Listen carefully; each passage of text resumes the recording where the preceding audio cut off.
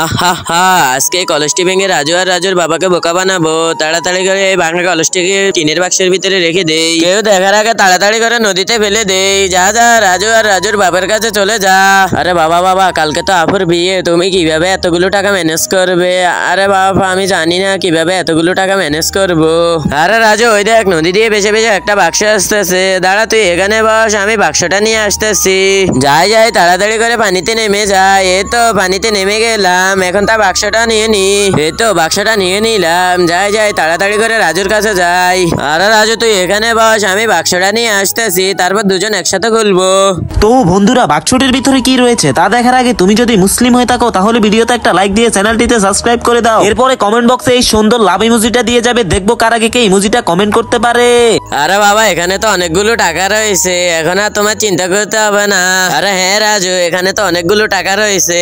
আরে চল রাজু, আমরা এগুলো নিয়ে বাড়িতে চলে যাই। আরে ঠিক আছে বাবা, চলো।